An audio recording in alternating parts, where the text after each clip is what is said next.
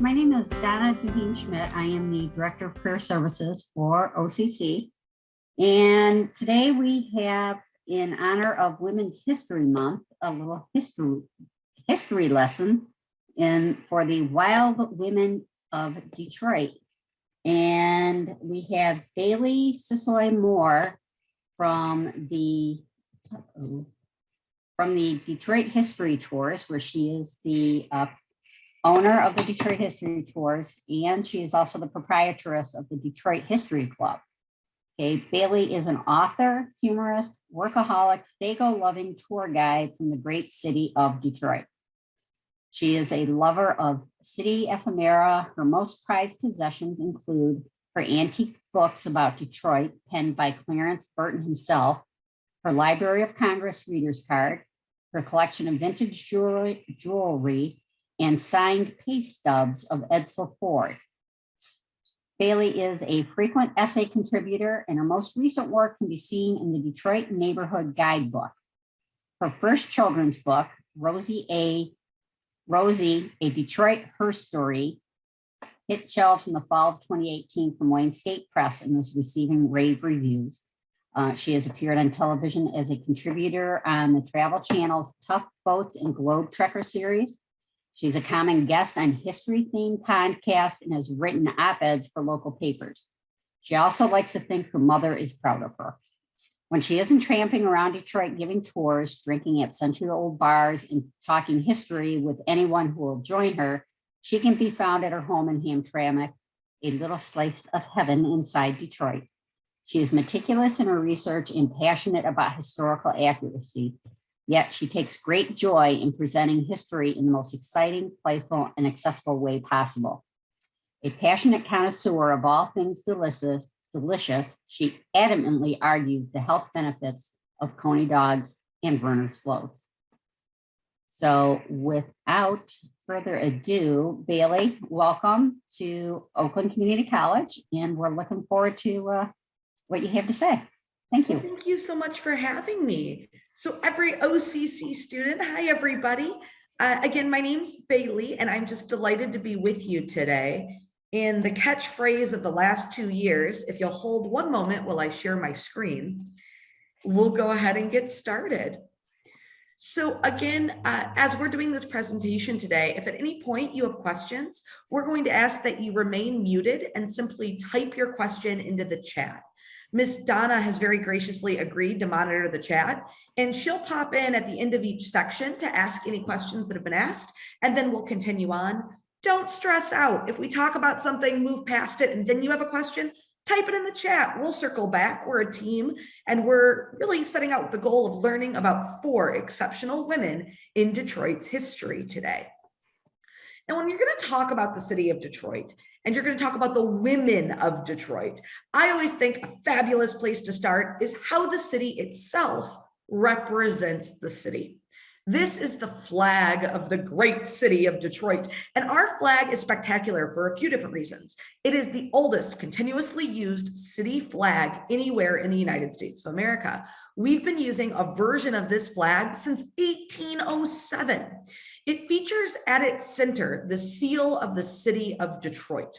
Now, our city seal is really a group project of many, many influential Detroiters between 1805 and our Great Fire, which is sort of the impetus for this seal, and 1837, when we enter statehood as the state of Michigan, and things like our city flag have to be firmed up and included in our submission to statehood. Now, this flag at its center features 2 women and no men. My friends, that is the only American city flag to feature 2 women and no men anywhere in the country. And that seal may look familiar from this opening image. This is one of the older versions of our seal. See how there's 2 women? One's like, oh my gosh, we're screwed, we're lost, everything's ruined, as she looks at her city on fire. And then the other places that consoling hand on her shoulder. Look at it in this image. And she sort of gestures back as if to say, hold on, sister, it's going to get better. Look at the shining city on a hill that we will build from these ashes. In 1805, it was a hot June day, and there's two versions of the story. For historical accuracy, I'll tell you both. One is that a baker wasn't tending his fire as meticulously as, well, would have been good. And the other is that that same baker carelessly ashed his pipe. Both had the same effect. A fire started in Detroit. In Detroit in 1805, everything was wood and thatch, except for a little tiny storehouse at the river, which held salt, and St. Anne's du Detroit Catholic Church.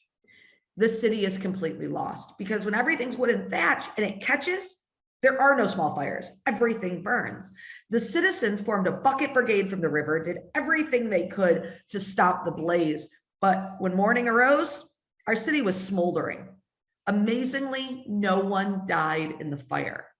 But from that, Father Gabriel Richard, priest of St. Anne's du Detroit Catholic Church, which is the oldest Catholic church above Tidewater in America, as well as the first man to bring a printing press west of the Appalachians, one of the founders of the University of Michigania, which would grow to be University of Michigan, and the first priest elected to represent a territory in Congress.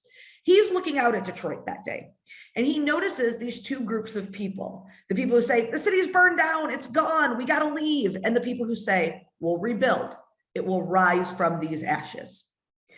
In that moment, Father Richard gives us our city motto.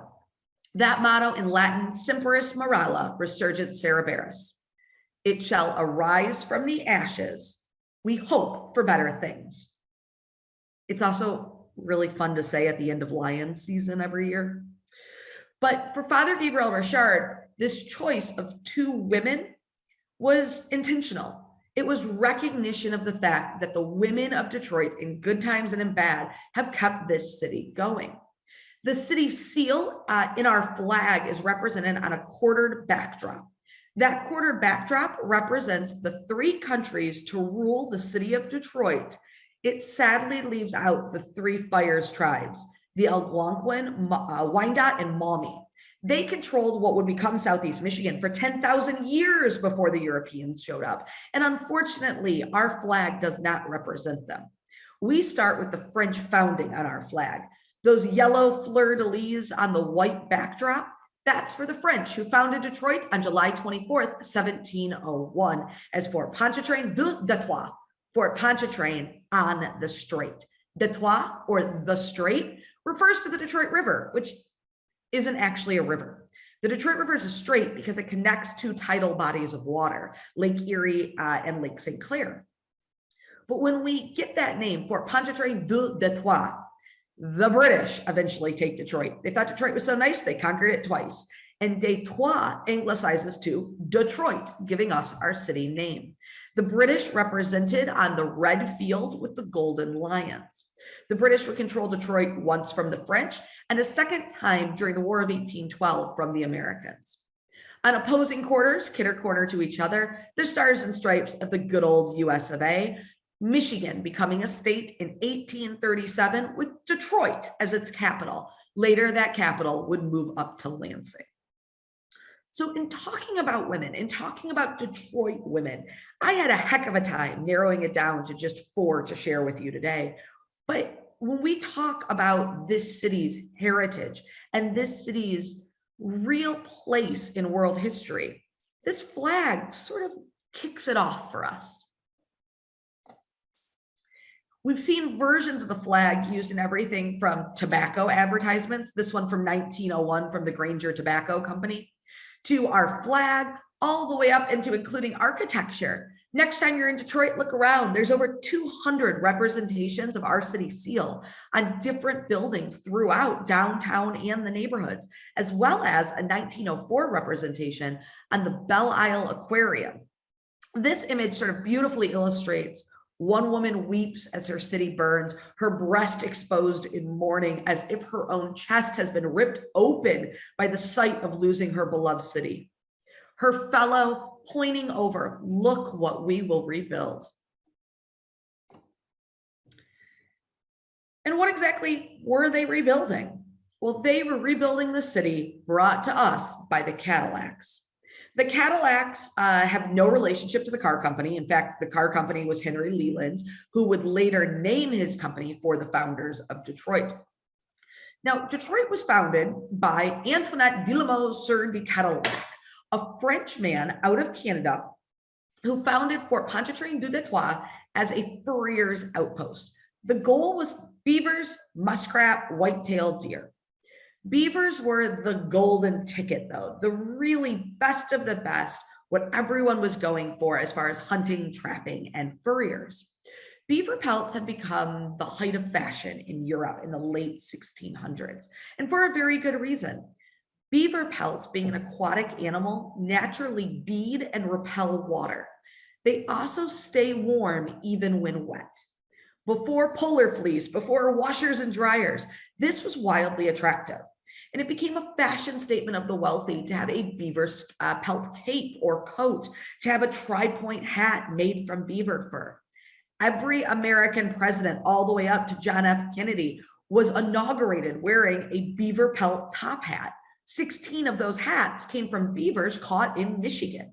So this beaver pelt tradition is how our city is founded, a French outpost in the hunt of wealth and fame and influence, setting up at a crook of a river, knowing that following the De La Salle expedition of 1699, they could make a fortune trapping the beaver. When Cadillac, Antoinette de la Mothe Sieur de Cadillac, travels to Detroit, he leaves back in Canada his wife, Marie-Therese. Now, Marie-Therese was born in 1671. She was the daughter of fairly wealthy merchants, what today we would call middle class. Unfortunately, her parents die, and she becomes a ward of her elder brother. She wants a life of adventure, though. She doesn't think it makes sense to live a life of quiet, calm household duties. So even in who she marries, she starts making this choice that her life will be one full of adventure. And why is it important? Well, the very city of Detroit wouldn't exist today without Marie-Therese. She is the first European woman, first white woman to settle in Detroit. She travels to Detroit years after her husband founds the city. She becomes one of the first white women ever to cross the nearly 750-mile trip through uncharted, hostile Iroquois territory from Quebec to Detroit. This takes her, of course, through Lake Ontario, and she does this within a month of the signing of the Great Peace Treaty. The Great Peace Treaty is a huge misnomer. There was very little peace, and it would be just 50 years later that we'd have the huge and horrific Indian massacres. But for her traveling in these long outrigger canoes through the Great Lakes to make landfall at Fort Pontchartrain du Detroit was remarkable for the time period. Add into that she did it with 5 children in tow, and you can see the real grit and guts of this woman. When she arrives in Detroit, Detroit is already facing its first, public relations problem. You see, Cadillac was a little bit big for his britches, and he would often claim that jobs were completed when boots on the ground, they really weren't. The height of fort walls, the ability to use a windmill that had been produced, even the fact that St. Anne's du Detroit Catholic Church had been founded, were all sort of, I once caught a fish this big stories. So Cadillac is starting to get in trouble because his production isn't matching his claims. And auditors at the Palace of Versailles in Paris are starting to look at Fort Pontchartrain and think, maybe something's up. As they are getting ready to dispatch auditors to the fort, Marie-Therese recognizes that she's got to save the family's honor. Somebody has got to get there and start putting things in a row. So she makes that epic voyage. When she arrives in Detroit, she becomes trademaster, doctor, teacher, city planner, organizer of the labor, and even spokeswoman for the fort. She takes some really basic precautions that pay off. She moves the bunkhouses away from the latrines. I know in our 2022 brains, that seems utterly required, completely basic. But at this point in our history, this is a wild kind of choice. This idea of maybe people won't get sick if we separate them from the human waste of the latrines. She becomes the doctor administering to the many injuries and ailments that befall voyeurs of the French camp setting out to found this new community. She becomes trade master. Before Marie-Therese's arrival in Detroit, you could come in any day of the week except Sunday and you could trade at the fort. People aren't stupid. They very quickly realized that coming in on a Thursday might be more lucrative than coming in on a Monday, because perhaps Joe was the one at the shop doing the trading and setting the prices instead of Anthony, and maybe Joseph paid a little better. And people started manipulating this so that it was very hard within the fort to have set prices on anything. Roughly 10 muskrat pelts equaled 1 beaver pelt. 12 white-tailed deer pelts equaled 1 beaver pelt. 110 box turtles equaled 1 beaver pelt. So the beaver pelt became the gold standard, but all those other numbers would fluctuate similar to a stock market. And with people coming in every day of the week and different people in charge of the trading, you see quickly how this becomes a mess. So Marie-Therese arrives and she says, no more, that's not going to work. Instead, what we're going to do is we're going to have 1 day a week, a market day. And that market day will be a day everyone can come to the fort, the prices will be set, and you can trade and buy and sell, and it'll just be fabulous. And if you get to the fort a few days early, no problem. Feel free to visit the store, spend some money. Have you been to the tavern? Spend some money. Do you need to stay the night? Bunkhouse has a rate. So this idea of market day also contributes to the success of the fort because it's making people spend time in the fort. But perhaps Marie-Therese Cadillac's biggest contribution to early Detroit life is merely her presence. We are in an era at the turn of the 1600s to the 1700s where this continent is being broken up by European powers. Think of it a little bit like a board game. You've only got so many pieces, you've only got so much money to trade or so many resources to trade. So you've got to decide how to deploy those to best win the game. That's what North America was like in the 1600s. You have modern day Mexico being conquered by Spain. You have modern day Canada, the French coming down through Canada, working their way from the British East Coast. We have Britain. So as all of this is happening, there's this real sense of urgency among European nations. Claim parts of this continent for their resources, for their military might. We have to control our places. So you're seeing the French rapidly expand, the Spanish rapidly expand, and the British rapidly expand. And this work is traditionally done by men. Women were not involved in it. And a lot of these forts, there was this real feeling that they were flash in the pan, gold rush towns, that they would build up, they would drain the area of the resources, and then they would move on to the next fort, the next fortune to be made. These weren't cities to grow into shining cities on a hill. When Marie-Therese Cadillac arrives in Detroit with her children, it signals to the world, this fort is safe enough for families. And what does the emergence of families in a fort prove? This is generational. This is a place that will endure and remain. With the French, there was a lot of intermarrying, especially with the Algonquin tribe. And for Marie-Therese to not only support those marriages, but also to offer a sort of symbolic first marriage, the first woman in the fort, to maybe help convince other women it's safe here. Come, travel this incredibly difficult journey, because once you get here, the rewards will be worth it. And once you get here, your children can be educated. This is revolutionary for the time. Marie-Therese opens up a school attached to St. Anne's du Detroit Catholic Church. And this school is open to any child who lives near or in Fort Pontchartrain. In 1707, very few schools were just open to anyone and everyone. They were oftentimes expensive, and lower classes could not afford to educate their children. This is also the eras of, if your father is a cobbler, you're going to be a cobbler. If your parents are farmers, you're going to be a farmer. This is apprenticeship programs. So by opening that school, it was another signal. Come to Detroit, build a better life. She later will defend Detroit as the French are again questioning her husband and his practices, they recall him back to the Palace of Versailles. He is going to stand in front of King Louis, the Sun King, and he is going to kind of give testimony to what is happening at the fort. Traditionally, this would include his wife. If you are going to court, your spouse, your wife would go with you. But Marie-Therese says, I'm not leaving. What are you thinking? That's nuts. You're going to be gone for at least 18 months. There's a chance you're gone 2 years if the weather is bad and you're not able to get a ship back. If we leave Detroit, that's it. We've given it up. Fort Pontchartrain du Detroit only stands as a Cadillac fort when there is a Cadillac in it. So she sends her husband back to France, effectively becomes commandant of the fort in his absence, and runs the fort to great success until his return. Sadly, with his return comes their marching orders.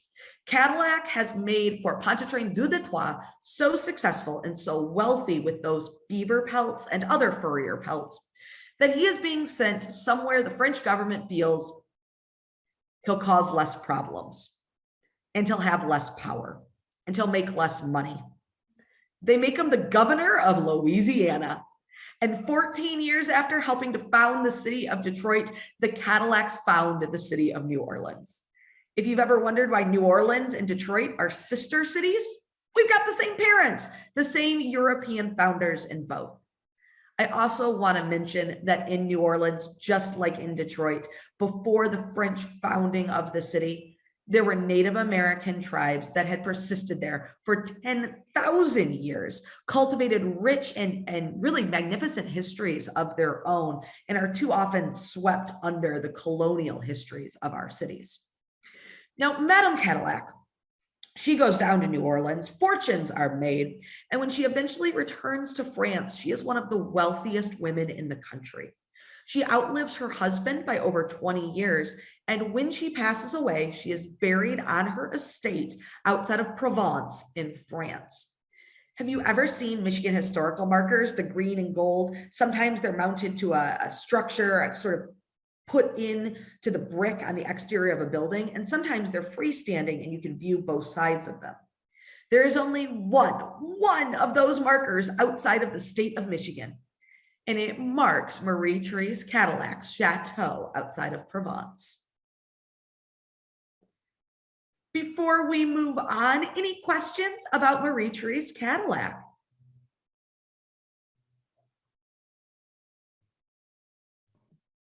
So far, we are question-free, Bailey. That's either terrifying or good. If any questions pop up, just let me know, Miss Donna. I will. So we'll move on to our next woman of note to talk about. There was one question. How many children did they have? They had 11, but records show only 7 survived to adulthood. One of their daughters was the very first baptism in the city of Detroit. And in fact, 7 out of 11, I mean, truly, heartbreaking, horrific, something no one would wish on any parent, but very, very common for the time. In fact, the mortality rate in French forts before 1750 was 50% for children by the time they were 2.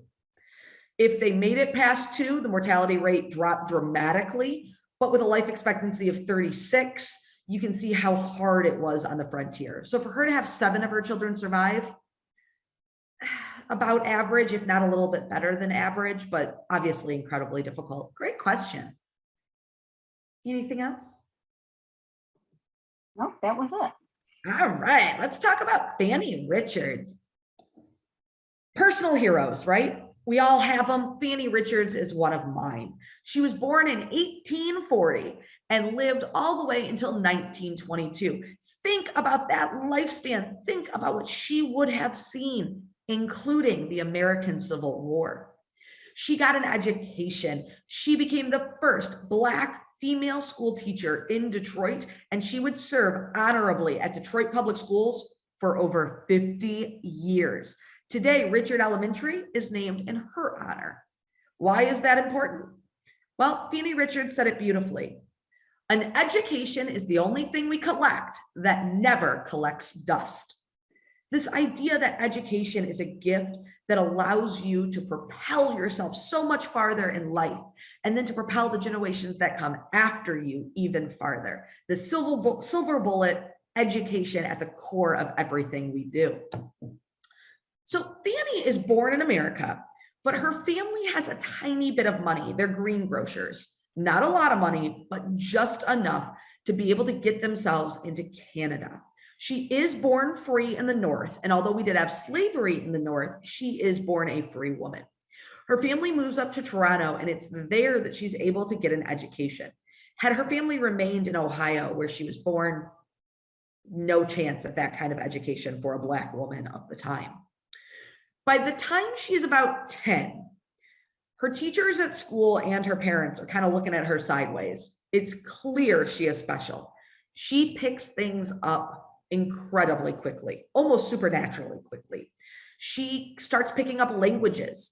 Living in Toronto, there's this big German population, and she just picks up German by dealing with them in her family's store. And as she's learning these languages, as she's learning math, she decides that what she wants to be is a teacher. So the Richards family makes what must have been an agonizing decision. They put a 16-year-old Fanny Richards on a boat destined for Germany. Now, this was out of love. This was out of care. This was not, be gone, daughter. We don't want you. Ship you off to boarding school. Not at all. This was, we love you with our whole hearts. And your best chance in the world, your best chance at life is an education.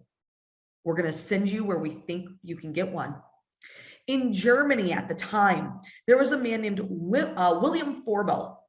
And Forbill is the developer of kindergarten as we know it today, early childhood learning, conditioned around play, conditioned around learning to read, learning those alphabets, learning our shapes and our colors, these sort of fundamental building blocks of all the education that'll come later.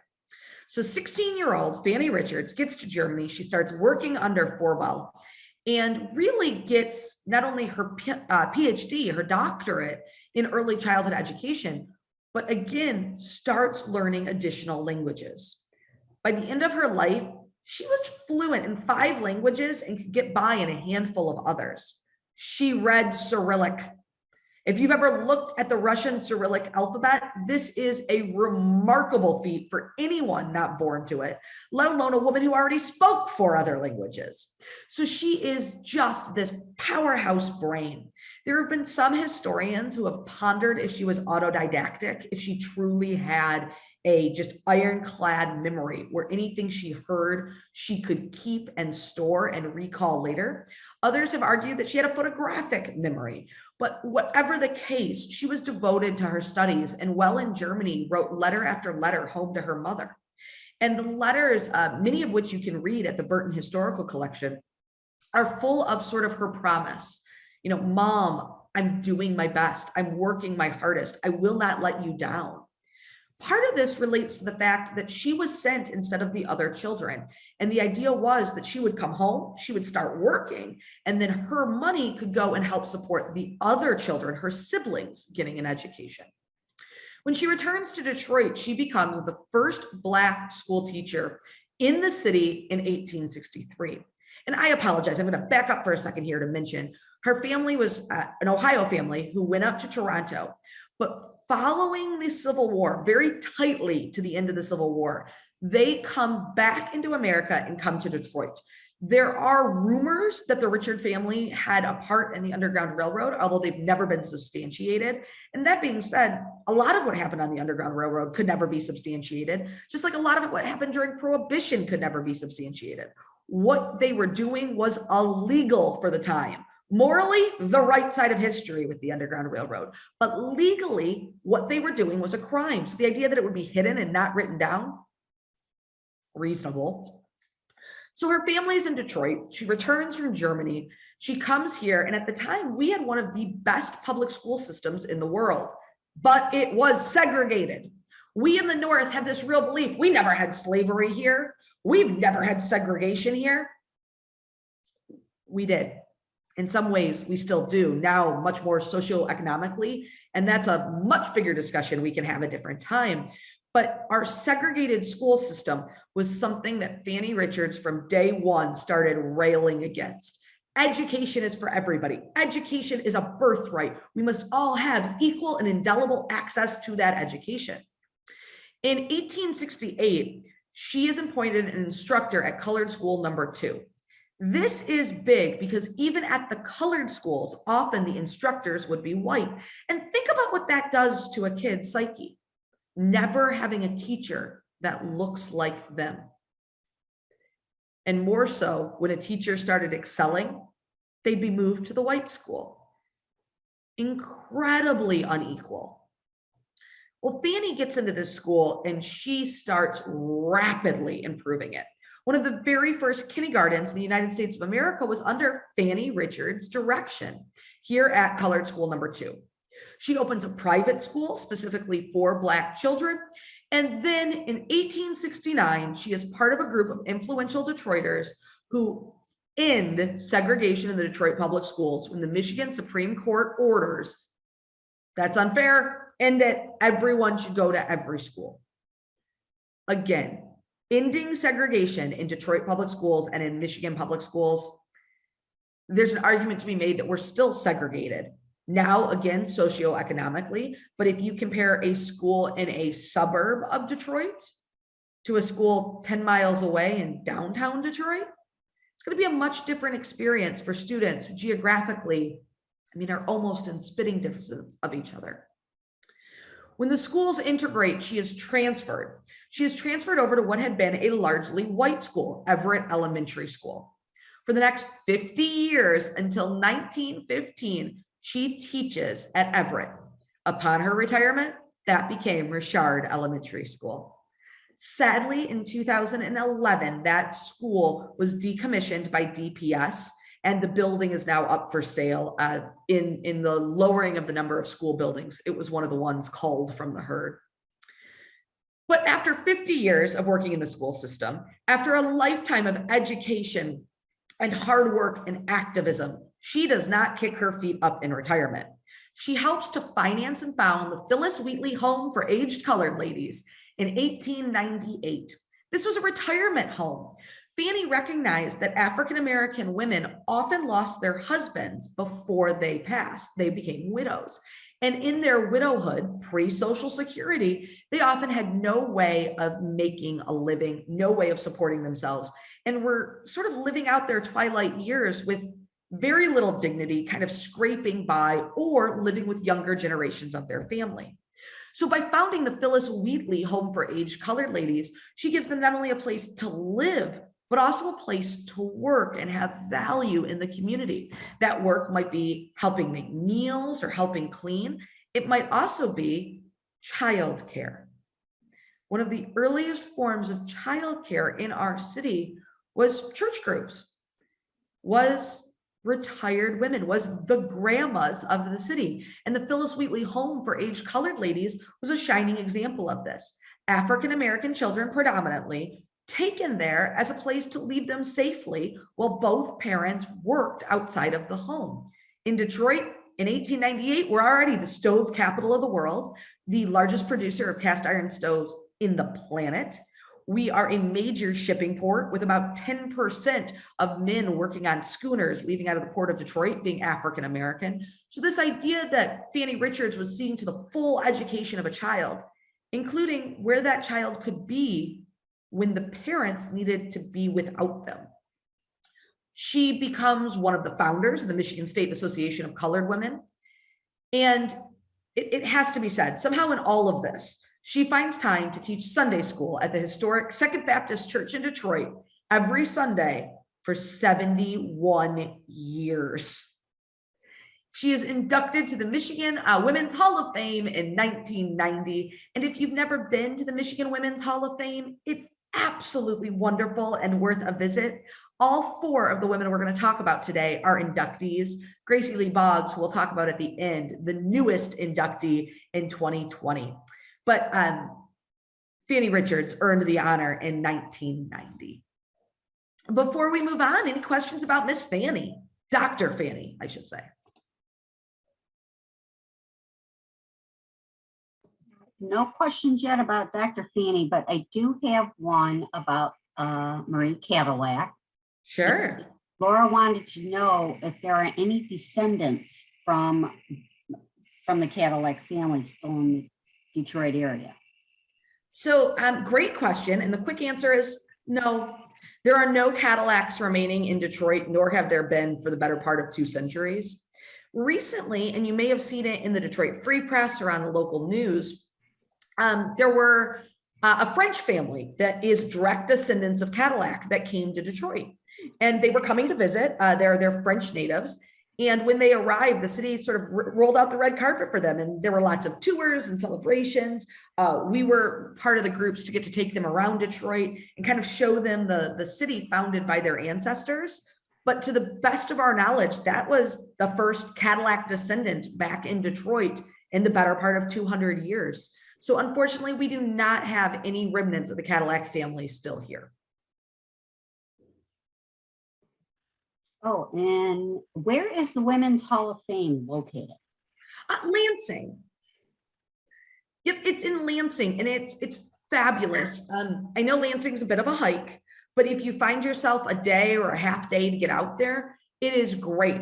What I can tell you, and it's a lot closer to home, is they've spent quite a bit of time in the last couple of years during the pandemic digitizing even more of their resources. They've always had a fabulous website. You can find it at Michigan Women's Hall of Fame.org. And as they've sort of moved through the pandemic, they've done some really wonderful digital content and digital archives. You can also see every inductee digitally. So a program that's a lot of fun. If I don't know if anyone listening in or being part of this webinar today is going into teaching or works in education, but a wonderful program for a biography is to assign your students, go to this website, pick a woman from the Women's Hall of Fame, and do your paper on one of them. As of right now, forgive me for not knowing exactly, but I think we're just over 400 inductees. So it is a real treasure trove of everything from business leaders to civil rights activists to musicians to entrepreneurs.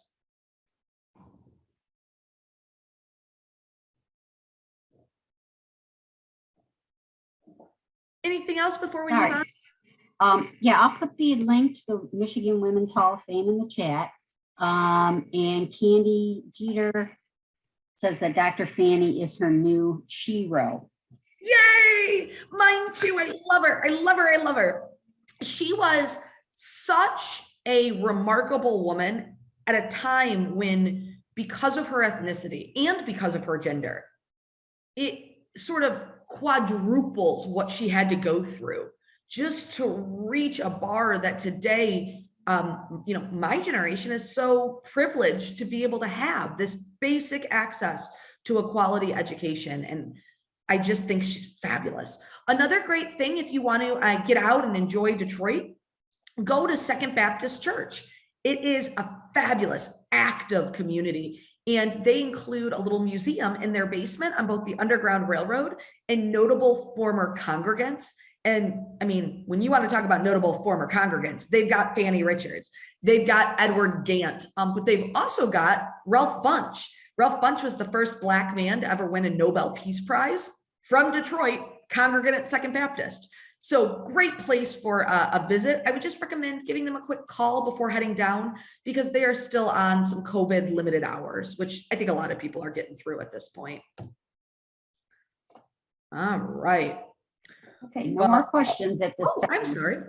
Nope, just letting you know, no more questions right now. Oh, no more. Perfect. Thank you, Ms. Donna. So let's hop over to the queen of Motown, a woman who did not sing and was not a songwriter, but a woman who kept Motown going. This is Esther Gordy Edwards. Esther Gordy Edwards was born right here in Detroit in 1920 and passed away right here in Detroit in 2011. She helped her brother, Berry Gordy, not only found, but finance Motown Records. And why is that important? Because you don't hear her name nearly enough. The story is always Berry Gordy, and good Lord knows Berry Gordy deserves all of the celebration and praise we can heap on him for giving us a generation of music and creating the Detroit sound. But Esther Gordy, without her, Barry would have been doing it from an alley or a lean-to tent because she's the one who figured out the financing to get it done. And she's the one who collected and saved and squirreled away all of the items that she knew one day would be so culturally important. The reason we have the Motown Museum, well, that was founded by Esther Gordy Edwards. So Esther Gordy Edwards is the oldest daughter in the Gordy family. And her family is a family of entrepreneurs. She's born here in Michigan. She moves to Detroit at age 2. She attends Cass Tech and then later goes to the historically Black college of Howard University. At Howard, she studies both business and accounting. And she's just kind of got that mind for numbers. You know how for some people, numbers just lay out before them and make sense? She was one of those people, those lucky people. Now, the whole Gordy family is very entrepreneurial, and every member of the family contributes to a family fund, which members could then take loans from to start their business. But you had to get a lot of people to agree, and getting a family to agree to anything, I think we all personally know can be a bit of a pain in the butt. But the Gordy family was very sort of brilliant in how they did it. It wasn't about emotion. It wasn't about talking anyone into it. It was present your plan, and if it's good enough, the family will vote to fund it. She marries a man named George Edwards, who was a well-known Detroit politician. They get married in 1951, and she sees to a lot of his campaign success. She then goes on to found the Gordy Printing Company with 2 of her brothers, not Barry. This is in the mid-40s, and when she marries George, they actually, by some accounts, meet because they're doing the printing for his campaign posters. They together start creating different co-ops, different ways of providing these families with money, with that sort of kernel of money that then pops into an investment and into a thriving business. So when her brother, her baby brother, Barry, comes to her and he wants an $800 loan to help start his new record company in 1959, she says no. She says, you don't have a good enough plan. You're going to squirrel away and lose our $800. You're going to waste it. We're not giving you the loan. Come up with a better plan. Well, he comes back to her with a halfway decent business plan. They propose it to the family. They decide the $800 can be loaned, but only if Esther is in charge of how it's spent. So she helps establish Motown, first as Tamala Records, and then Tamala Records rebrands and becomes Motown. She takes a super active role in booking bands and making contracts and doing all of the payroll. She even helps book tours. The idea for the Motown Review in the 1960s, having a comedian open the act, that's Esther. She is so significant at Motown that she is made vice president and chief executive officer. As the CEO, she oversees it all, from making sure little Stevie Wonder, 13 years old at the time, was home before his mother would get angry he was out too late, to making sure the Supremes' dresses fit and were tailored correctly, to making sure that they had bookings at places where they had hotels that would welcome the African-American acts to spend the night. Again, in our 2022 brains, to have to think about booking a road show of musical acts with consideration for where the Black performers will be able to sleep, it's the kind of infuriating nonsense that makes your head want to explode. But this was the world Esther Gordy Edwards was dealing with day in and day out, and she did it to great skill and great aplomb. She then goes on to serve on the board for the Detroit Bank of the Commonwealth and later the Greater Detroit Chamber of Commerce. She was the first woman invited to serve on the board for the Detroit Bank of the Commonwealth and the first African-American woman on the Chamber of Commerce. When Motown leaves Detroit going out to California, Esther stayed. She actually argued her brother on it. It's well recorded that she did not think Motown should leave Detroit. In fact, she said, it's the Detroit sound. It's the Motown sound. What the hell are you going to do with it in California? She stayed here. Her husband's political career was really growing and gaining speed. And while here, she kept managing a lot of the work of Motown, later creating and establishing Hitsville, USA, the Motown Museum, which is now undergoing a $57 million renovation and expansion with plans to open late 2022. So an incredible woman whose sound still resonates through Detroit. Before we move on, any questions about Esther?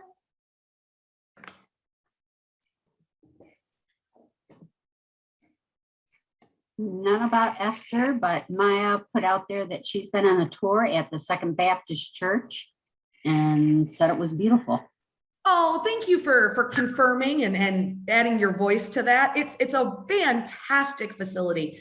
And just in case anyone is curious, the tours are a nominal fee between $5 and $12. Very, very fair.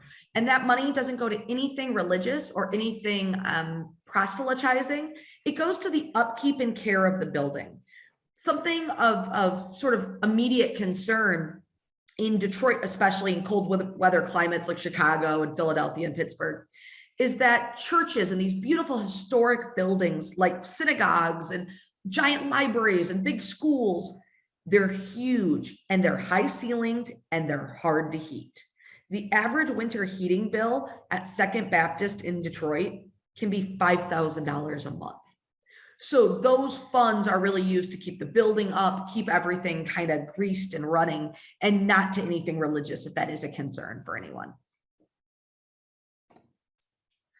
All right. And Gracie Lee Boggs would have been proud I said that, because her firm belief was religion is personal. It should never be pushed on anyone else. So is faith. So is sexuality. And the biggest thing we can do for each other as human beings is welcome each other. Person to person, sister to sister, brother to brother, that we can be a community that says to the world, as long as you're nice, as long as you try hard, as long as you're a good neighbor and a friend, everything else kind of doesn't matter. At the end of the day, what matters is that you're a Detroiter and you've got an open heart and the best intentions for those around you. Gracie Lee Boggs was born in 1915, and at the ripe old age of 100, missing her 101st birthday by only a few months, she passed away here in Detroit. She was a civic icon, and she opened up opportunities in both the LGBTQ community and in the African American, Asian American, and people of color communities throughout America, and specifically in Detroit. She was an author, a social activist, a philosopher, a brave and great feminist. She was born in Rhode Island. She's kind of my favorite kind of Detroiter. She chose Detroit. Now, I have the huge privilege of, I was a born Detroiter. I've lived here my whole life. I was educated in the city. But because of that, it's sort of home to me and always has been. And I've always had this real respect for people who say, Detroit, that's my city. I'm going to make that my home. And Gracie Lee Boggs, she's one of those. She was born in Rhode Island and her family runs a restaurant there. She's literally born upstairs from the restaurant. Her family is not wealthy, but she is a smart, brilliant, hardworking student, and she earns a scholarship to study at Bernard. Bernard is one of the 7 sister schools, one of the birthplaces of modern second wave feminism. In 1940, she received her PhD in philosophy from Bryn Mawr, which is another one of the 7 sister schools. Again, great, just sort of icon of feminism, of feminist education. And while there, she is brilliant. She is an upstanding student. She is the kind of student that is put on a pedestal for her work. But it's worth noting it's 1940. 2 years later, Imperial Japan will bomb Pearl Harbor in Hawaii, and America will be launched into World War II. Gracie Lee Boggs chose the name Gracie Lee. Her birth name was Yu Ping, or Jade Peace. She was of Asian descent. And although not Japanese, faced a lot of cultural xenophobia in the war years, even though she was born in Rhode Island, lived in Detroit, was going to these all-American schools for women. She is called names. She is spat on. To make matters even more complicated, she marries an African-American man named James Bogg in 1953. We are still in this country not equal in how people of color are treated versus Caucasian or white people. At the same time, we are still not 100% accepting as a society of mixed race couples and mixed race marriages. And here she is doing it in 1953. Here James Boggs is doing it in 1953. So not only did their love have to be strong enough to sustain them through the challenges every marriage faces, imagine the external challenges just heaped on them and heaped on them. And through it all, these two become a united team fighting for civil rights. That same year they get married, they move to Detroit. And it is here that they focus on civil rights, the Black Power movement, and Boggs helps found the Detroit Asian American Political Alliance in 1970. In 1979, she and her husband contributed to the founding of the National Organization for an American Revolution, NOR. NOR becomes a giant part of the 1970s and is often mentioned hand in hand with the Black Panther movement. But one thing NOR focused on, again, was education. Their belief that schools were still unequal, that socioeconomics and geographic location was defining the education students got in those regions, and it could be wildly different, just 10 miles apart. She just battles and battles and battles against this, and through NOR establishes an early version of something we still have today, the school lunch program. This idea that children learn better if they're fed. I mean, that's kind of a duh, right? In our 2022 classes, that is such an obvious thing that if you're hungry, you're not going to learn as well. You're not going to be able to concentrate as well. So through both the Black Panthers and NOR, Grace decides to start offering these free lunch programs, and funds are raised to put money at different schools within the city that can be then drawn upon for lunches from children who unfortunately couldn't afford to purchase lunch. Then in 1992, she founded a group called Detroit Summer. It was a multicultural, intergenerational youth program that brought kids of all different backgrounds to Detroit to spend a summer learning, to spend a summer making friendships that would then last a lifetime and allow those little tendrils of connection to start bringing together a wider group in the name of BOGGS' eventual plan, education and equality for all. BOGGS' home in Detroit also served as the headquarters for the BOGGS Center, which was a program to nurture community leadership. The BOGGS Center was founded in the early 1990s, 1992, by friends of Grace Lee and James Boggs, and continues to be a hub for community service and projects to this day. Grassroots organizing, social activism, and during the pandemic, huge amounts of outreach came out of the BOGGS home. It was notably also a safe space for the LGBTQ plus community in Detroit, at the same time as a few other wonderful organizations were starting to kind of figure out that not only do we need these safe spaces in Detroit, but we needed a lot of them. So another woman who we just didn't have time to talk about today, and I'm already going a bit over, the Ruth Ellis Center, Miss Ruth Ellis, same idea, this idea that kids deserve safe places, kids deserve full bellies, and kids deserve education, is really kind of a remarkable legacy that Grace leaves in our fair city. When she passed away just short of her 101st birthday, she was honored in Detroit with what we consider a city funeral, a funeral of national and citywide mourning.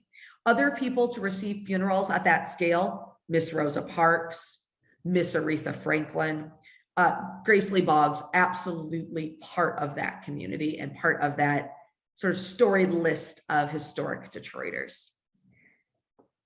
Ladies and gentlemen, it's been such a pleasure to get to spend the early afternoon with you. My name is Bailey Sisoy-Moore, and I am proud to be the Executive Director of the Detroit History Club and Detroit History Tours. You can find Detroit History Tours at DetroitHistoryTours.com. We operate all year long. We have tours by foot, bus, and in the summer, historic tall ship.